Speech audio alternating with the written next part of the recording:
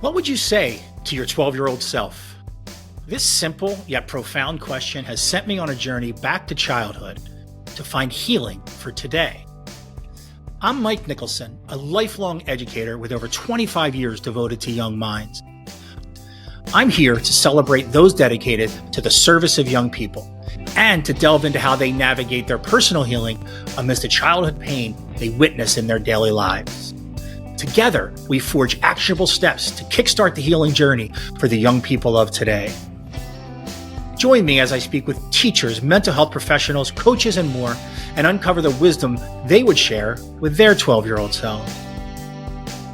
Together, we strive to build a foundation for healing that many of us never had. So what would you say to your 12-year-old self? My first ever guest on your 12-year-old self is Cyndy Etler. Cyndy Etler is an internationally acclaimed teen life coach and an award-winning young adult author. As a child, she was homeless, incarcerated, and suicidal, all resulting from a severely abusive home life. She has committed her life to supporting at-risk youth with care, non-judgment, and respect. Thanks, everybody, so much for joining me on my first ever episode of Your 12-Year-Old Self. I am beyond excited to get this started and talk to people who kind of have been through it in life as young people, especially, and they are currently have some impact on young people's lives is the whole idea, whether they're teaching, coaching, whatever, parents, and it's just about healing. That's what we're about. So I'm really excited for you to join us. Let me get this out of the way first, please. You've taken the time to give me a listen right now. I ask that you take the time to subscribe or leave a message or rate the episode or rate the podcast, because that's going to help us get more listeners. So I don't want to talk too much about why Cyndy is my first guest, because I'm going to start this episode when it starts with her speaking. And what she's doing is she's reading an excerpt from her book, The Dead Inside, which is a true story about her life. The last paragraph of this book is really profound to me because it summarizes pretty much everything about what I'm trying to accomplish here. And I just related to it so much. And I thought it a good idea to have the first thing we hear on my first episode is this one paragraph, which is the final paragraph of her book, to help you understand kind of who I am, what I'm after, and what drove me to this moment right here. Before I start, I would just like to point out, neither of us are mental health professionals, and we are not intending to offer mental health advice. We are simply just trying to have conversations about healing. If you have some issues with mental health and you're in a crisis, please contact a professional. I'd also like to put another warning that there is discussions of suicide and sexual abuse in this episode. So please be aware of that. So again, before we get started, the first voice you're going to hear is Cyndy Etler, the author of two books. One is We Can't Be Friends, and the other one is The Dead Inside. And it's an excerpt from that book that you're going to hear first as the episode begins. I hope you enjoy it. I once read an article by a physical therapist who worked with burn victims. She focused on the quality of their skin, so tough and yet so glossy, the yin and yang of having walked through fire.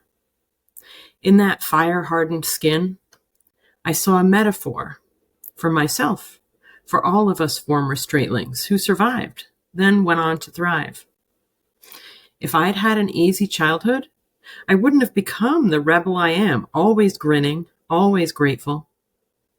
If I hadn't lived through hell, I wouldn't know my current life is heaven. If I hadn't had to fight, I wouldn't know that I've already won. And believe me, grinning and grateful, it's not a bad way to go through life. Cyndy Etler, thank you so much for reading that, and welcome to your 12-year-old self. I really appreciate you taking the time.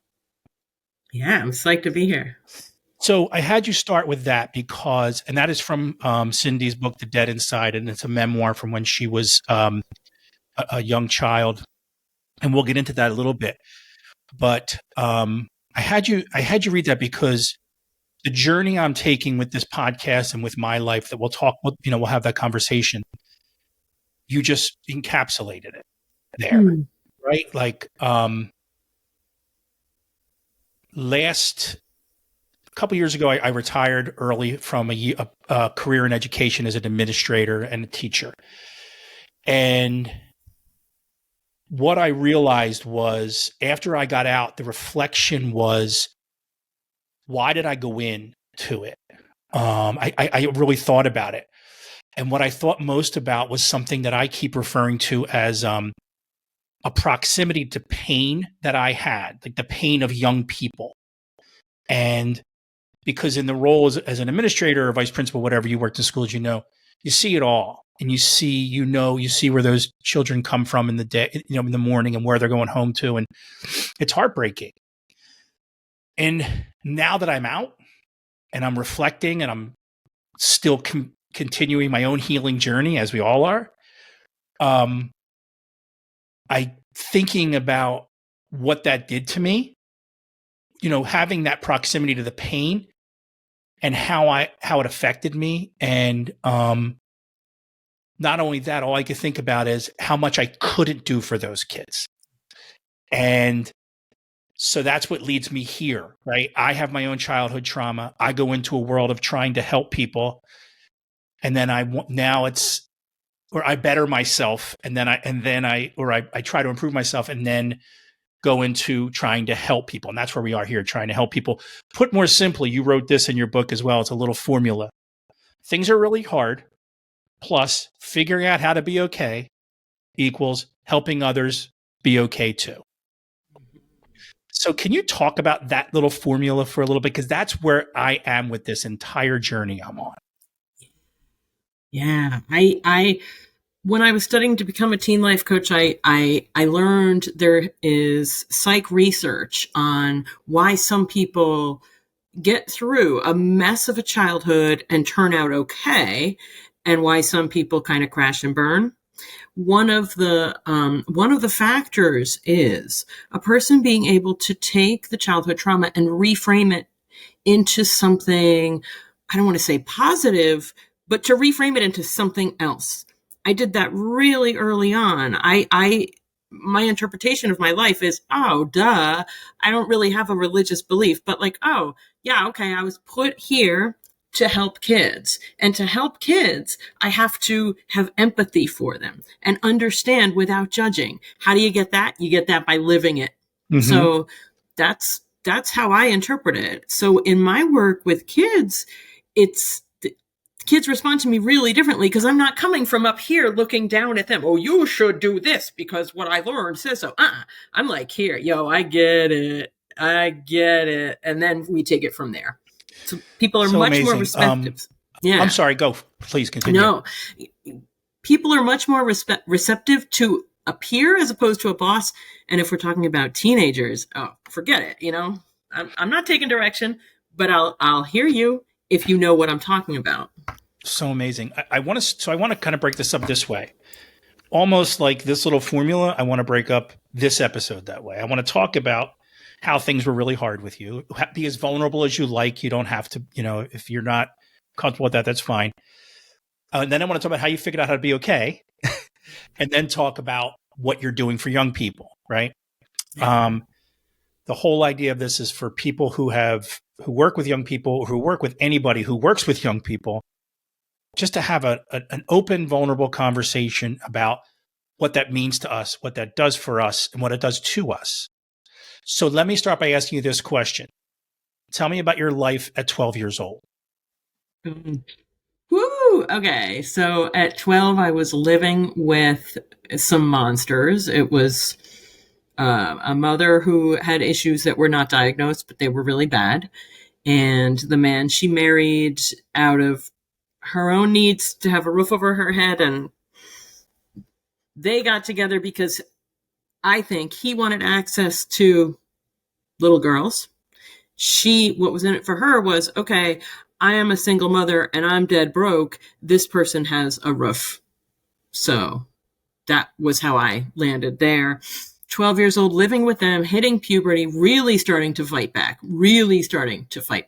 So again, I have since learned in a lot of therapy, etc., that there's often a kid in the family dynamic who is targeted, kind of like, this is the nail that sticks up, So I think I was born like with my boxing gloves on. Don't fuck with me, basically, right? Sweet kid, very nice, but don't fuck with me. And if you're that kid, challenging and saying no, if there is a sadist in your life, if there's a power monger, you're going to be the one they choose to beat the shit out of, to try to make you bow down, buckle under. So yay, that was me. 12 years old, living in that house, kind of taking beatings, being ignored, desperate for somebody to kind of give a shit. I found that in teachers at school, luckily. And I found an escape from it all in books for free from the library. Awesome. In your book, you talk about, in the beginning of your book, I didn't know where it was going, but you paint a picture of yourself at 13, about to turn 14, going to Bridgeport and hanging out with this group of people. And I couldn't look away from that 13-year-old kid, right? For numerous reasons. A, I know exactly that house you went to. Anyone our age does, right? You can smell it. You can feel the damp, perpetual damp. Yep. And it's like, I know those kids, right? I know the allure of those kids. Yeah. But what I couldn't look away from with you was your wanting for connection that led you to go, I don't want to be a druggie, to use a term from Straight, but I really want to belong to these people. Yeah. So you get so into what it is to be that age. It's like here you are hanging out with kids who are making the worst of choices, and all you can worry about is, can you fit in? Can you make that really bad choice of smoking that weed and not look like a fool, right? So like and I thought of not just my own life and the people that I know and whoever's house that was in my hometown, but I thought of all the students that I dealt with, especially in my office as an administrator, who just were struggling to connect and they needed something. And so much of it was because there was less structure at home. There was maybe a lot of trauma at home or whatever. So I just wanted to point out, like you talk about you being at 12, like I can still see it from that book, right? So, that's your life at 12. Can you talk about a little, we're still in the things are really hard. So your life at 12 is that you make these choices and you end up in a place called Straight Inc. Can you talk about that a little bit? Yeah. Straight Inc. was basically a private prison for kids. Parents signed their kids up, dropped them off. The marketing was brilliant. This was the just say no era. So every kid who wore a denim jacket, swore, any indicator of anything less than like an Izod shirt and, hair parted down the middle, that was a sign that your kid is a druggie. Really good marketing. So this guy, he started out as a dress salesman. Then he moved on to becoming a shopping mall salesman. Then he was like, I can make a lot more money. And this is me kind of thinking I can step into his head. But he has been interviewed about it. There are articles, quoting him, the process of how he came to the idea of creating this place. He lit upon this idea of, let me buy a warehouse and convince parents their kids are drug addicts and their kids are about to die. Parents can bring their kids to the warehouse, drop them off, and just not see them again until the kids, I don't think his rationale was until the kids are are abused and beaten into compliance, but that's what it was. So the ACLU called straight a concentration camp for throwaway kids, and that's really a good description. I recommend anybody else, I'll probably say this numerous times, who is listening to read this book and get a real sense of what this was like. I found it heartbreaking. I didn't know this kind of thing was out there. And then later on, we're going to talk about the context of the political nature of this gentleman. And I don't want to make this not a political podcast, but like it made a little more sense then too, especially coming from the Don't Say No era and that kind of thing. Yeah. So essentially here you are, you're put in this facility and you are there for how long? 16 months. And physically and emotionally beaten. Yeah. Yeah. It was when I was years later, when the memories came back and I was researching to write my book, I came to understand that straight was built in communist prisoner of war tactics. So we're going to grab these prisoners and we're going to convert them to communism. How are we going to do it? Well, we're going to use sleep deprivation, starvation, forced confessions. You have to create confessions to, I have nothing bad to say. Well, you better find something bad to say. Otherwise your ass is going to get beat. All these different strategies used on prisoners of war, soldiers, right? To convert them to communism. This was converting us to being straightlings, being straight, good kids who love their mom and dad. Same exact strategies. Interesting. And for those of you who didn't read the book, what you got to understand is that Cyndy was not a drug addict. She wasn't an alcoholic. When I said she struggled to smoke weed with her friends, she might have, from my understanding, she could probably clarify, it doesn't matter. She didn't want to smoke weed. She smoked it because she wanted to fit in. She was far from the guys and girls she was hanging out with in that room, who might have been the same as her for all we know. But so she wasn't somebody who was an addict. She was somebody who had, to my understanding, a certain look, a certain sensibility, a certain difficulty that people didn't want to deal with. So let's go fix it here. And, so that was that sounds absolutely awful. It does. I don't mean to, because I literally just finished the book yesterday, and I got into a rabbit hole looking up things on YouTube about this place, and it's funny because you mention what a certain look is of a student or a child they would put in there, a young person. Every one of them, flannel shirts, longer hair, and again, they were me. Like that was we're roughly the same age. Like that was me. So you go through this terrible time. Before this, you're getting abused at home. You go into this, and then when you come out, what is life like when you come out of that? Because it's essentially a cult, right? So you have to kind of get deprogrammed. Yeah. But there was nobody there to do the deprogramming, right? So, I mean, I got out of there, I was 15 years old, and I had spent 16 months in a warehouse, like with no sunlight. I hadn't seen the sun for 16 months, and every day it was this process of learning how to hate yourself more and more, and how to fear humanity, especially anybody living outside of the warehouse. They were all just an absolute terror threat to your sobriety.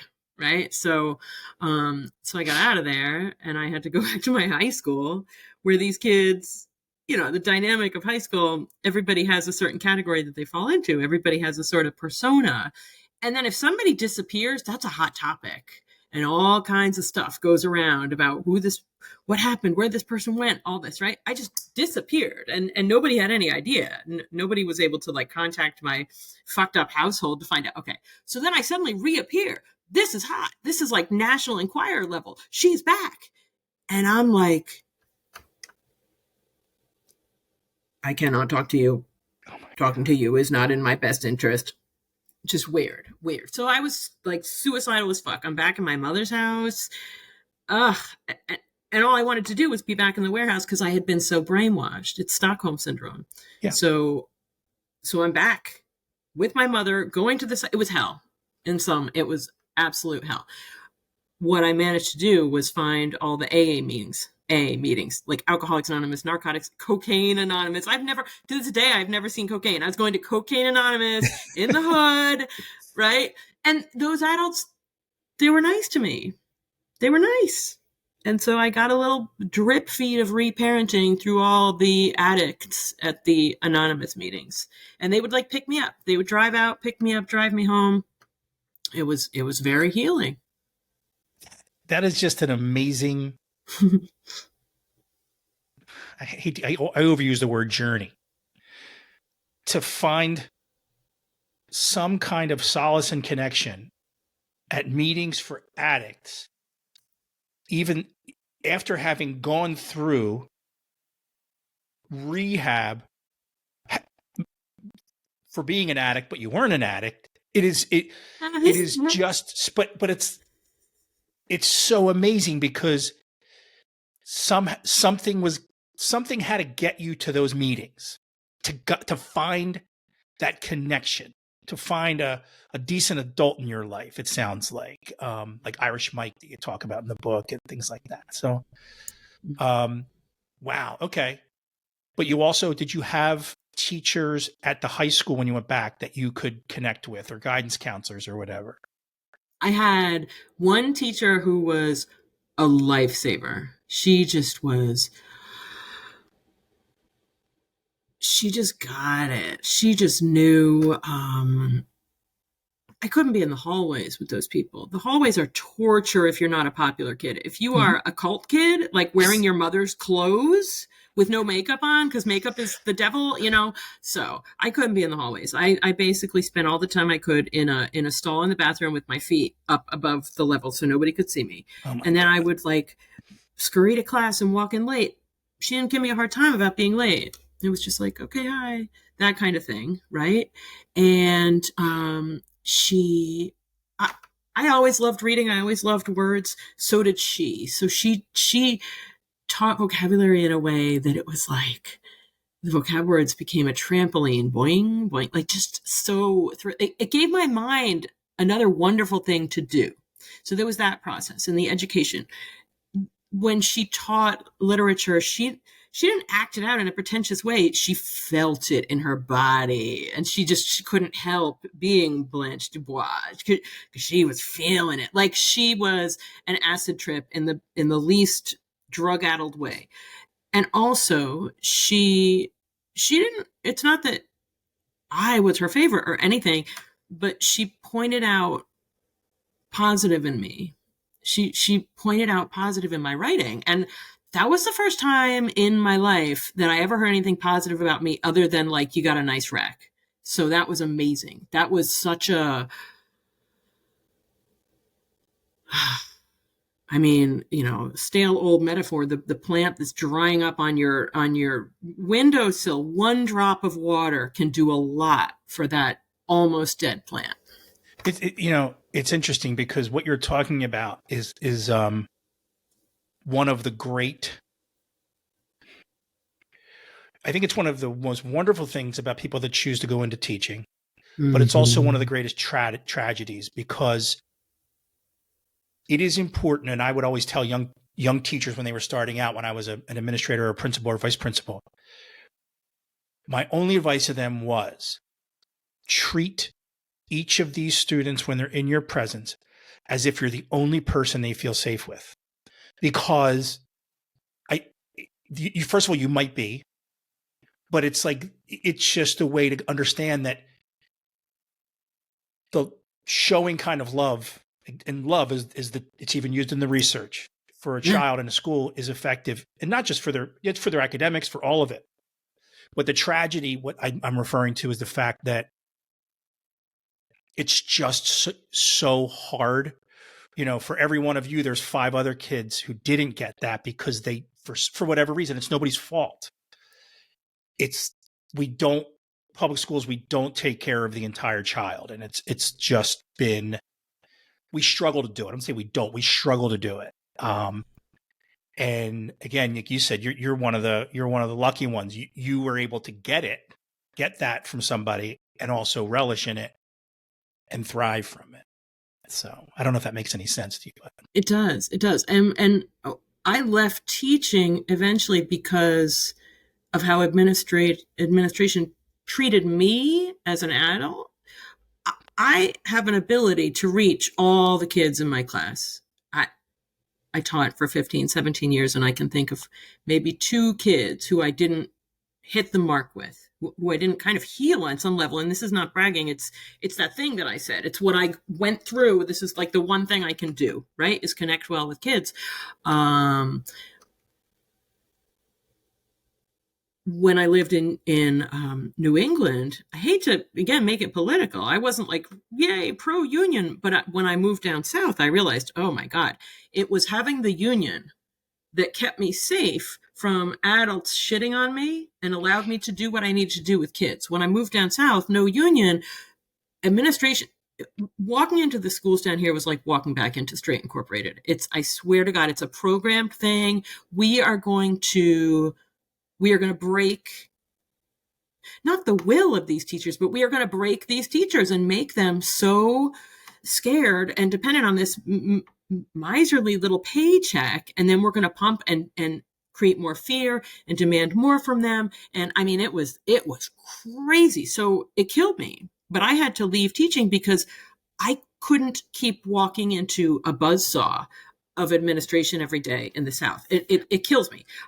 I'm currently like, I have to figure out how to get back into the classroom. I live in North Carolina. I'm trying to figure out how to teach in Rhode Island while living here because I need to do that work, but I cannot do it down here. I mean, I don't like to throw around the word abuse, but it is there is abuse of teachers happening in certain places. Another way in which your words completely knocked me over was when you wrote an article in HuffPost about exactly that. Yeah. And it was so basically and I'll put the article in the show notes and everything, but you basically tell a story. And 2 things came to mind when I read it. Number one, man, I get that. I get so much of the fact that here I am, especially as an administrator, what I realized was, because you said, I was a victim of abuse. I went into school to help students. And here I am. Even the title of the article is, I'm abusing students. Right. Uh-huh. And essentially is what it was. It was bullying them or whatever. But, and I'm like, so when I was an administrator and at the end of my career, and again, all of this is coming clear to me now that I'm out, I wasn't advocating for young people, which is why I got in. I was advocating for a failed institution. Uh-huh. And that article just really, really hit home with me. And the other thing that you mentioned, I don't know if it was a different article that you were quoted in or something, but you touch on quite a bit. Maybe it's in your book. You touch on quite a bit the guy who founded Straight. And what it is, it's so of the moment now, because in my estimation, what you were dealing with down south is the push for lack of a better phrasing, white Christian fundamentals, right? You're going to be this way. You're going to look a certain way. So when you were treated that way, you were being programmed to program those young kids to be the perfect white Christian. That's what I hear when I see that. And then Straight was the same thing. You mentioned about the guy who founded it was a big donor, like Christian nationalist type. And so that's so much of what you write just hits me that way. Yeah. So I get that. So are you trying to get back into teaching, you're saying, or no? Well, I have to clarify one point. I didn't feel like I was abusing kids or trying to shape them anyway. I was chewed up and spit out by administration because I refused to do that. Got it. And it was like either you toe the line and you do this, or you are going to be in trouble every day. You are going to be, just. Mm-hmm. And I was like, no. But the system to me feels like it is the teachers the last high school I was at, there was 5 of us who really cared about kids. We cared about kids. Kids were in our room all the time, before school, after school, during lunch, just between classes, just to like set eyes on somebody who gave a shit. all of us, I left, all of us were gone within a year. Railroaded out, behavior, action plans, whatever. Like, fault was found with us. Our teaching was fine, but we didn't prioritize the meat grinder of the tests. We're all gone. We are all gone. And that makes me fucking crazy, because what's left is the people who either they need that paycheck so bad that they are able to take the form that's required, or maybe they just don't have a trauma history, so they don't understand, and it's not a thing to them. I can't get in their heads, but that's what it's able to remain and adapt to that system.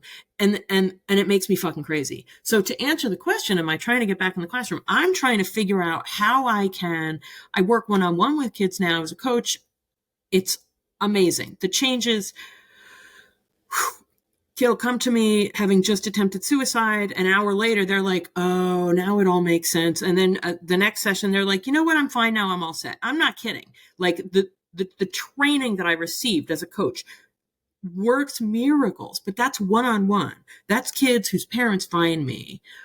The masses have to go, at least in the United States, have to go to school. Otherwise, their parent can get pulled in for, whatever, that stuff. Yep. Everybody is required to be in this school. That's where I need to be. Sorry, I'm yelling, but I'm trying to figure out a way to have the impact that I need to have on all the kids, and specifically on the poor kids and the kids who the other teachers don't like, or who always get sent to the dean. Those kids. That's what I'm trying to figure out. It's interesting because the reason I left, first of all, what you're talking about, just on a broad level, the institutional part of it is what's driving people out now. Yeah. And the reason I left was, as an administrator, I was hired at a school. I worked for 25 years at one school. I was hired at another school to be a principal. And I was hired for the express reason of my work in my equity work and my diversity work, because there were students coming to this lily white little suburban school. There were students coming from a nearby urban area that they didn't know what to do with.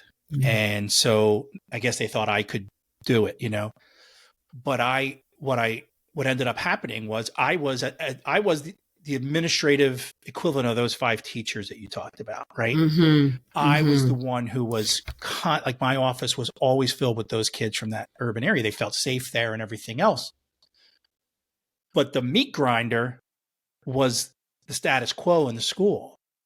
Mm-hmm. And that's what pushed me out. Like, it was like you said, people coming for you. That's what it was. I'm trying to get to these people, but I was literally driven out because of it was probably more about upsetting the apple cart, so to speak, and upsetting the status quo. But it was a lot of, like, the things I heard with reference to those urban area kids, things like those kids need to go back where they belong, or things like those were said out loud, and that's what I was up against. And it ended up that it was too much for me, and I got out. So I understand you and those other 4 teachers or 5 teachers that trying so hard to do the right thing and take care of every bit of every child is the term I always use, every bit of every child. And you get punished for it. And I'm kind of holding my breath as you're saying, this is why I was run out. Cause I'm like, does he have the answer? Cause I don't understand. No. I don't understand. I don't understand why I don't understand what's in it for a school system to lose the people who I can't get my head around it. And it's almost embarrassing to me. I'm a white person. I grew up in urban environments. That was like where I felt most comfortable, but it's embarrassing to me. I was on the diversity committee. Like, why am I your best option for diversity? Right. And there's so much more to go into here. It's a weird, I'm at a loss. I can understand a lot. I cannot understand the motivation of people who want to sabotage the teachers who really care about kids. And if I try to step into their shoes, I'm like, okay, if you don't really care about the kids themselves, and not everybody needs to be a mission worker, right? If you don't care about the kids themselves, I imagine that if you have people in the building who the kids can go to and can help neutralize whatever may have happened in another teacher's classroom. And therefore, the kid isn't taking up all the resources because they're not, whatever, running through the halls, the dean chasing them, all that stuff that can happen with an angry kid, right? If you've got people in the building who can meet some of those kids' needs, so the kid is not taking up resources from administration, wouldn't that be good for you? I know I'm deep down a rabbit hole, but this is the stuff that, like, I hope maybe on my deathbed I'll get a message and it'll all come clear, because I don't fucking understand. So it's funny because I'm the administrator who was, I guess the only bit of perspective I can give you on that is when we're administrators, and what I've learned about myself is you forgot about the student you went into the business for, right? Unfortunately. And it was only because all of the, like, the meat grinder teachers feel from the administrators, or so to speak, we're getting it from people above us. So that whole thing about, hey, we're going to do this to you and hold that paycheck over your head from your administrators, my perspective is you got that from people like me because I was getting it from somebody above me, right? And you forget, because now you have a family and you have this money and you're in the rat race. But at the end of the day, it's an institution that was built 100 years ago that it can't keep up. It can't change. So systems don't change. And it's unfortunate. It's really unfortunate. I mean, I think about this. I think about the changes in adolescence, right? Like, used to be the social dynamics were that you're a kid, you obey, period. And society has changed. I mean, just from when I was a kid, I got hit to shut me up. Kids still get hit, obviously, but there's a very different perspective on that. There were no social workers. When I was arrested at age 13, I was a bad kid. I was arrested, right? Things have changed. Social norms have changed. The mass of kids, a lot of kids, are no longer socialized to just obey and take out their notebook and copy the notes from the board. If we, the teachers, could adapt to that and not try to cling to, oh, kids should be this way, but we can instead work with where they're at and not make ourselves the wall for the kid to drive into, but instead be like flexible. The kid's behavior is going to change. Like all the teachers on social media ranting about kids' behavior, I get it, but if we could flex a little bit with them, the behaviors wouldn't be that. And then I know I'm really going on rants here, so I'll wrap this up. But no, I get it, and I'll give you the perfect example of it. Is I was in administration during the pandemic, and I was the one banging the table. What about their mental health? What about their mental health when they come back or when they're home? Like, that's, again, this is all part of my own journey. Like, I had a lot of childhood trauma. So all I could think about was these kids being home, dealing with their childhood trauma, right? Imagine if you were stuck in your house with those people, right? So, but not only that, the trauma of the pandemic in and of itself, that was just that everybody, there was just a rush to get back to normal. And that's all I heard. Let's get back to normal.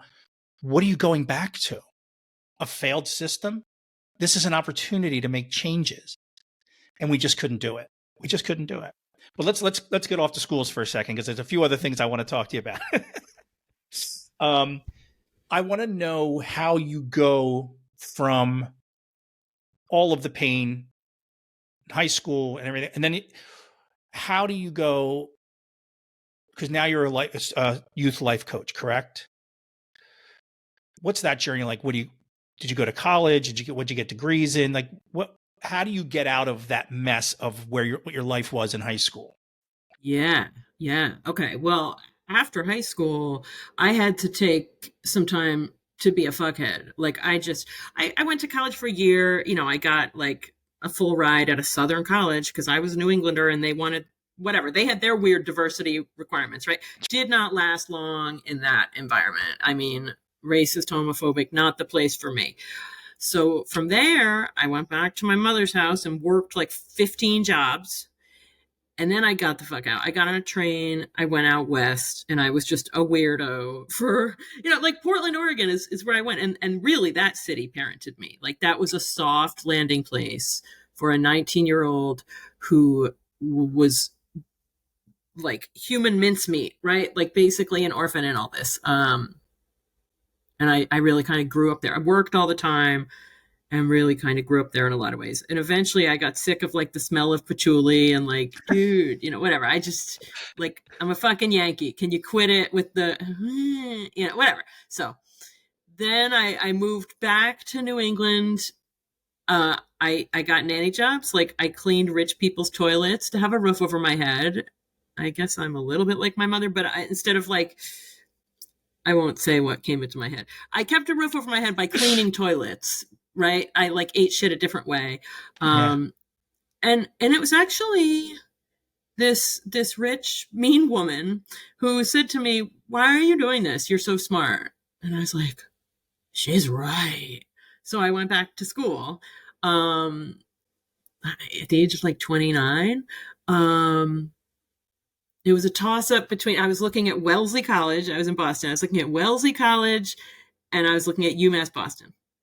And one day, I picked up spare nanny jobs. I picked up a babysitting job in Wellesley.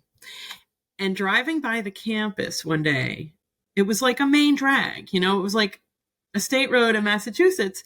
And driving by Wellesley, there were suddenly speed bumps. And I was like, you motherfuckers, the precious Wellesley girls need us to speed down to keep them safe, and nobody else in the entirety of Massachusetts deserves that safety. Fuck you. And I went to UMass Boston, where UMass Boston is like the most diverse university in the country, and people there are older. There's a huge immigrant population in that school. Like, it was heaven. This was urban core environment. And I just kicked ass. I got all A's. I did a double major. I mean, it was phenomenal. And that's when I got my spinal column. I had worth because of my brain and because of my interest in things, in learning. That was the shit. That was the real turn. So I got my master's. I started teaching in Dorchester and Boston. Loved it. And so I taught for a long time, until the turn happened, right? The fucked up schools down here. And so maybe your real question was about how I became a life coach. There was like no such thing as a teen life coach at that time. So that's why I got the URL, The Teen Life Coach, right? 2012. And I just called myself a teen life coach, and parents were paying me. And I got hit with like a crisis of conscience. I was like, I'm taking this money just for like being nice to kids. This feels weird. I mean, I have a master's in education and all that experience and knowledge, but so then I did research, and I found Youth Coaching Institute, which is founded by a woman with a life very much like mine, but she has a PhD in psychology. And there is a protocol for life coaching, and it's a very it is a very specific modality for interacting. And there's a lot of research that proves this work. Very different from therapy.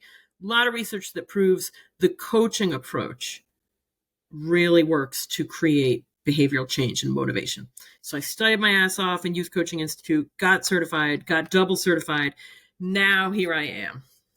That's amazing. I've been coaching myself for about a year or so now, learning success coaching, working with students in academics, with not like tutoring, but coaching. It's a program I'm also getting into life coaching as well. So I'm so intrigued by what you're doing. And I think, to go back to your other thing about, I think, and I don't want to sound pessimistic because I think this is actually positive. I think the way you're doing it is the only way to get to them. I don't know that there's a way to get to get to those groups of kids in a school and offer what you have. there might be a way to do larger groups for you, but I've come to the point where I want to serve. You want to serve. It's all we want to do is serve young people. And the way we can do it is by coaching them and serving them one at a time, maybe small group or something. But I think my point is you're doing enough, clearly. You don't need to get back into the schools is from where I am. I think the one-on-one is really all that, it's the only way right now anyway. I don't mean to say, it might sound negative or defeatist, but it's important. It's important work, and I'm glad you're doing it. Yeah. I've had kids living right now, today, living the life like I lived. And I've had kids make a promise, like a pinky swear promise with me. I'm going to stay alive to do this work for kids later. That'll work. Making that promise to somebody who gives a shit about you, that'll fucking work when there's a razor blade in a hand or a whatever, like something. I don't know. Should I take all these pills after I just drank? You know what? I made that promise. Like that shit works. That's awesome. So how do you take care of your 13-year-old self or 12-year-old self when you're dealing with other people's trauma? Yeah, I think it might go to that thing I mentioned about people can survive and find stability and success when they reframe. It's so much like my best friend loves to go shopping. She loves to go shopping. For me, working with kids is for her going shopping. Like it's very fulfilling for me to do this. There have been one or two kids where what they say is so disturbing that when I'm out walking outside, I'm talking to myself about it and processing, but I'm not really shocked by much. And instead, it's more like, wow, I get to help this kid. I know what I'm doing is exactly the intervention I needed then. And so I just feel so sure that what I'm doing is doing for them what my high school teacher did for me. It's not really draining. It's the opposite. It's like plugging your phone into the wall when it's almost dead. Wow. Okay. That's great. Yeah. I think the reason I ask is because upon my reflections I keep referring to in the past couple of years after retiring is wondering why I started asking myself the question, did I get into education to try to take care of my younger self who never had? And clearly that's what it is. That's what drives me. Right. Yeah. But I also, my experience is such that I've been around teachers my whole life. My wife's a teacher, but she's not like this. There's a big cycle of sacrifice with some teachers, and they only feel whole if they're giving more than they have. So that is when I started this podcast, that is almost like my concern. Part of it was like, I want to check in with people and say, are you taking care of yourself? Are you being sure that your cup is full before you're giving anything else out? So that's me. That's why I asked that question. Yeah. You know what I mean? And I have learned how to set boundaries. I used to, when I started working with kids, I used to be like, hey, if you ever need to touch base, you can always text me. I don't invite it anymore. Kids and I text about sessions, but I don't invite to your 12-year-old self? And that works for me. This simple yet profound question has sent me on a journey back to childhood. I think that's the key. To find healing it's that for today. I used to I'm invite Mike Mickelson, a lifelong educator with over 25 years devoted to young minds. Use me more, and I don't mean use. I'm here to celebrate those dedicated to the service of young people and to delve into how they navigate their personal healing you can use amidst the childhood right, and that was my Together, we forge actionable steps to kickstart the healing journey for the young was people sort of of my today. way of, like, a lot of women are like, I Join have to me get as I speak smaller to be with worthwhile. teachers, Fuck mental that. health But I have to professionals, give coaches, more to and be more, worthwhile, and uncover the wisdom that's my they would version of share like anorexia with their 12-year-old And I self. finally, really, in the last couple of years, Together, I realized, we strive to dude, build a foundation for healing that many of us lying here never at 10 o'clock had. at night, texting with So 20 what would you different people say to like to your meet their needs. 12-year-old self? So I don't invite it anymore, and I Good. actually do. I'll set boundaries with people. I don't need to respond to every text. I don't need to respond to every email, right? I kind of trust my gut about when a need is real, how many resources the person has who's looking for help from me. If they are really under-resourced, then I can decide this is where I want to invest my energy. Otherwise, I don't need to do that. It's interesting. You mentioned something about, you mentioned the gender part of that, or the gender role part of that. Mm-hmm. And it just hit me that when I think about that idea of people that serve, who give more than they have and they give up of themselves, I think of teachers, because that was my experience. And I think of nurses who I've known in the past. And then it just hit me as you were talking, those are such female heavy professions. Uh-huh. And I just never put those two things together. So you said that. So, and having a 5-year-old girl who I'm trying to raise to be an absolute warrior, that's good to know. Yeah. So I'm going to end now. And I'm going to ask two things. First, I'm going to ask, what would you say now to your 12-year-old self?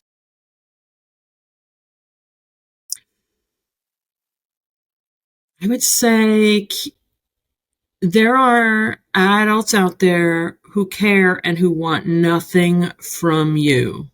And there are adults out there who want something from you. Look for the adults who are interested in you, but don't necessarily want to touch you, are not commenting on your appearance.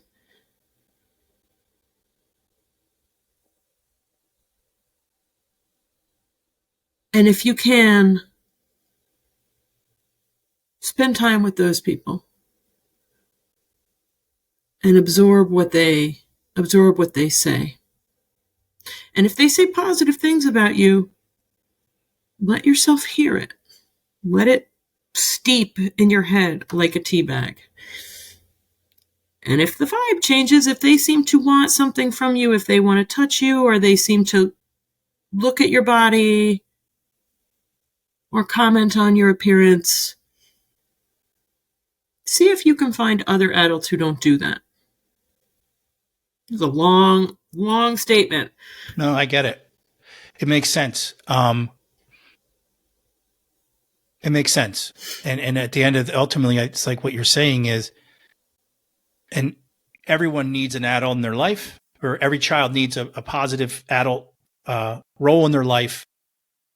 But we have to learn to trust our instincts about what that person wants and doesn't want. And you're saying if they are connecting to you because you have your brain and your heart, you veer that way. If anything feels wrong, even if it's not wrong, veer the other way. And I love that. Oh my God, I love that. All right, before we go, my other thing I want to do with this podcast is ask every one of my guests for one or two feasible, actionable things that those of us who work with young people, teachers, parents, anything, can do to help that 12-year-old start healing now. Unlike us who had to wait all these years, like, what could we do? It's really coaching condensed into a soundbite. Ask kids not so much how you doing, because that's going to get a short answer, but I usually start sessions with, anything interesting happened the last week? And whatever they say, ooh, tell me more. Inviting the kid to tell me more, and then shut the fuck up. It's very hard for any of us. I mean, some people are good at shutting up, but listening is hard. But listening heals kids. The magic happens in sessions when I get quiet and they get quiet and I stay quiet. Then they realize, oh, I guess I get to speak now. And that's when whatever they need to say comes out. And just feeling heard can heal a motherfucker. Like, that's real. There's so much in that. So yeah, just listening and, oh yeah, tell me more. Not giving advice, not giving suggestions. If a suggestion really, really feels, oh man, I really think this could help a kid, don't just spit it out. Say, I have a thought. Do you want to hear it? Give them the option. By asking them, I think in 12 years of coaching, one kid has said, no, I don't want to hear it, right?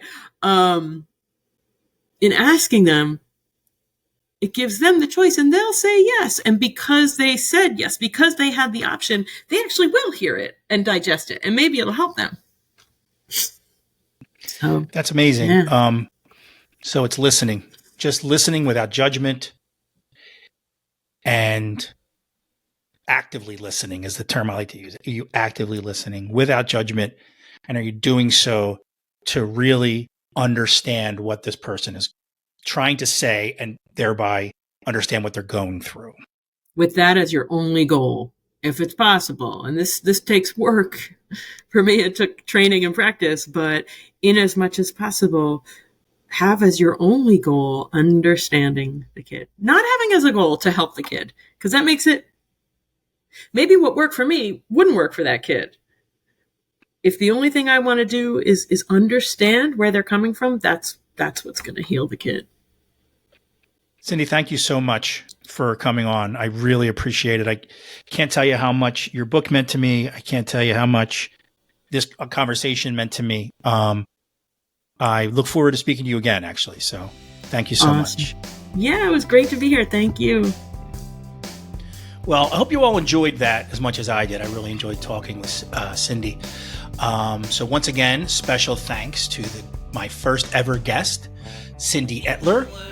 In the show notes, I will have a link to her website where you can find all the things we discussed today, her books, link to articles that she's written, and to her socials. So once again, thank you, Cyndy, and I hope to see you all next week. Your 12-Year-Old Self is a Fairmount Media production, and it's hosted, written, and produced by me, Mike Nicholson. Questions, comments, guest suggestions can be emailed to your12yearoldself@gmail.com.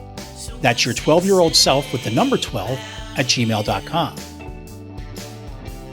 The theme song is Never a Worthless Moon by Yawns. Logo design by Rose Bear Arts. Digital marketing consulting by Krista Lemon. Social media consulting by Jessica Hawk.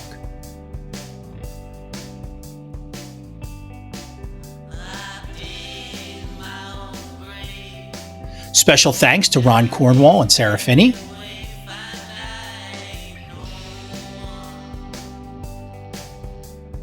And my profound gratitude goes out to my wife, Courtney.